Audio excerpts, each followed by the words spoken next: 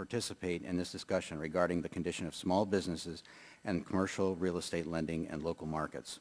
At Mid-Atlantic, we are proud of our track record in helping our members and their small businesses. We have been an SBA-approved lender since 2004 and just last year became an SBA Express lender. We currently have closed or have pending 12 SBA loans that total approximately $8 million. Mid-Atlantic has just over $28 million in member business loans, putting us at very near the credit union member business lending cap. We believe that the success of our member business lending program is because of the expertise we have on staff at our credit union. Our top business lending personnel have over 85 years of combined SBA business and commercial loan experience, including receiving awards from the SBA. Credit unions believe that we can play an important role in the economic recovery. Credit unions have fared well in the current economic environment, and as a result, many have capital available.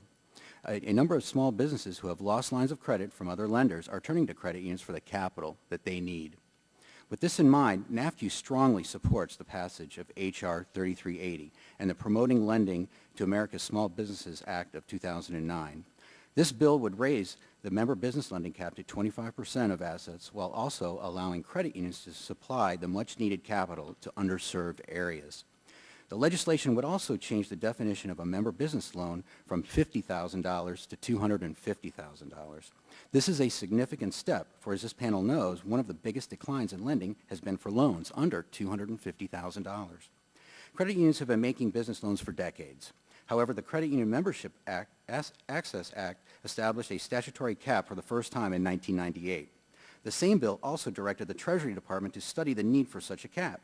And in 2001, the Treasury Department released its study in which it concluded that credit unions' business lending currently has no effect on the viability and profitability of other insured depository institutions.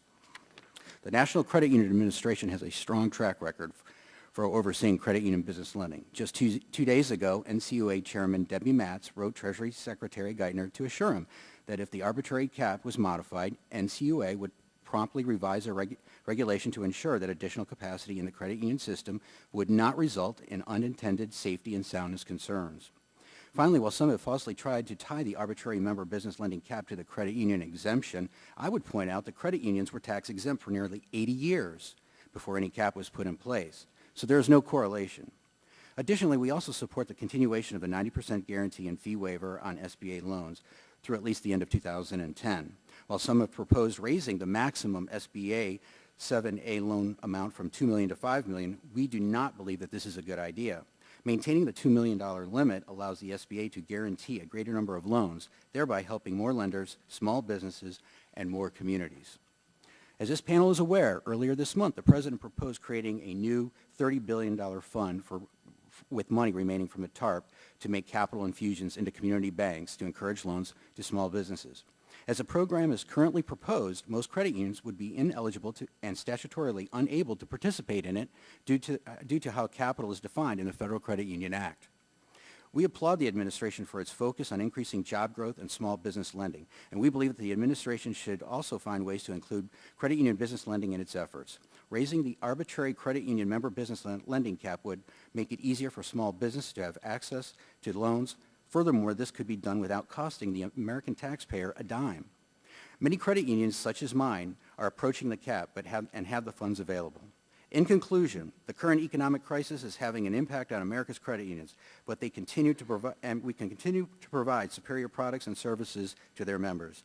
Credit unions stand ready to help our nation's small businesses recover from the current economic downturn.